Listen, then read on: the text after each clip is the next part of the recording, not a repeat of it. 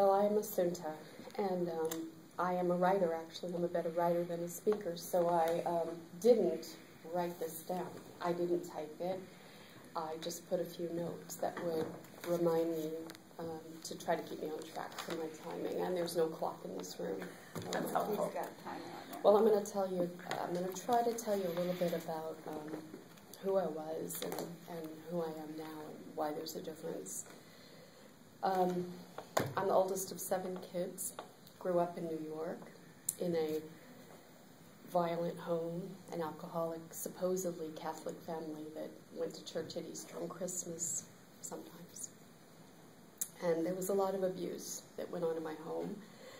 And I was kind of a sensitive kid with just a fearful kind of a personality. And I didn't get to say a whole lot, but I saw and I heard. And those things left deep scars and impressions on me. And I shook my fist in anger and rebellion at God when I was somewhere in the area of 8 or 9 years old, because of the fact that He wouldn't grant my only prayer, which was to make my parents love each other and let me have a normal household. So I had always talked to Him. I had always had a feeling that there was a God there, and I always felt Him there. But I told Him on that day, you are not real. You are not real, because you couldn't do that for me.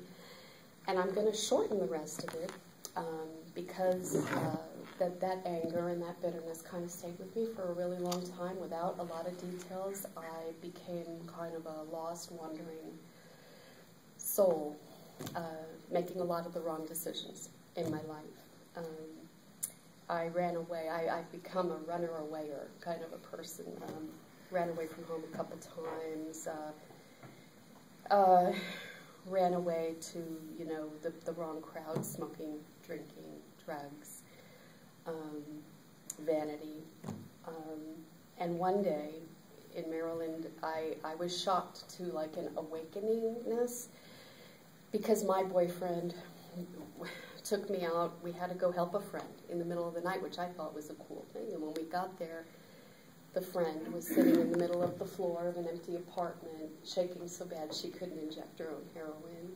And that was the help we had to give. We had to give Katie, we had to shoot Katie up.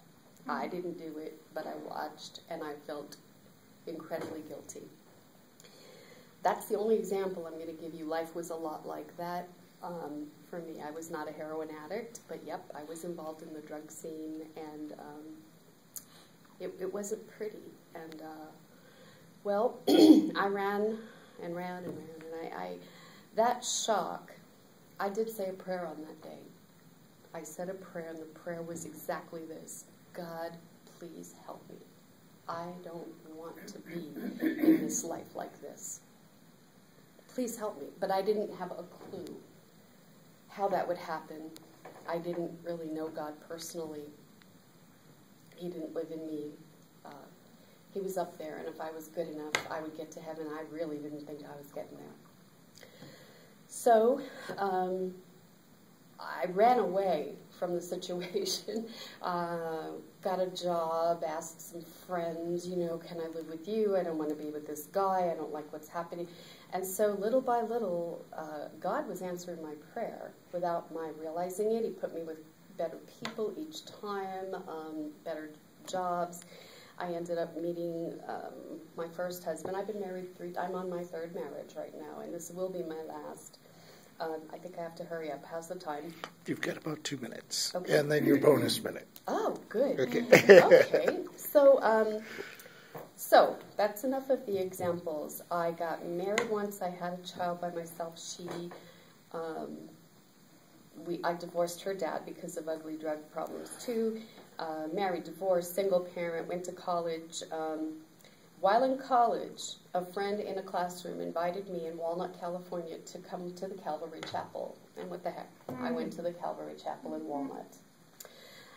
While I was in that service, and I'd never been in a church like that before, it was different. They weren't speaking a different language, and they were actually talking about the Lord, and they were speaking right to me. And basically I heard the gospel message there in that service, and I can't tell you exactly what it was, but it broke my hardness. It broke my heart. I felt like I had really let down the God that I got so angry at, and I was literally on my knees asking for forgiveness, and I went forward when there was an altar call on that day. Now, the really, really sad thing is that I still have that certificate that says I was baptized on that day, but no one discipled me. And I went on for years without discipleship.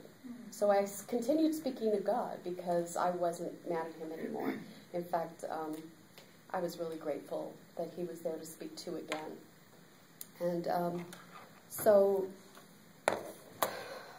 in the middle of my second marriage is where we moved to Yucaipa. I got involved in the First Baptist Church by being invited by a friend over the hill that we did gardening together. She come to church with me. So I ended up, that's a 1-minuter. You got a 1 minute. Okay, I ended up going to the First Baptist Church and an adult Sunday school for the first time. I got to watch and listen and learn and hear about the Lord. But the most important thing is through my children. My children brought me to the Lord. I have 3 of them. One wanted to go into Awana. My junior higher wanted to have the junior high class come over to our house.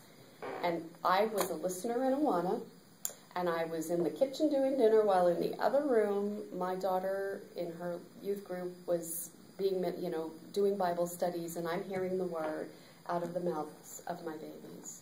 Wow. And I am so grateful for that. And now they're all grown up. I'm 57 years old. My baby is 25. My oldest is 35. They've all turned their back on the Lord. But I know they'll be back. I learned a lot through them, and I rededicate every time I am given an opportunity. I will rededicate my life because I figured it out that I'm not ever going to be able to be good enough, and that I'll continually make mistakes. So while I know I'm saved, and I don't do that prayer over and over again to get saved again, I do it out of humbleness and respect for my Lord. Amen. And that's about it. Okay.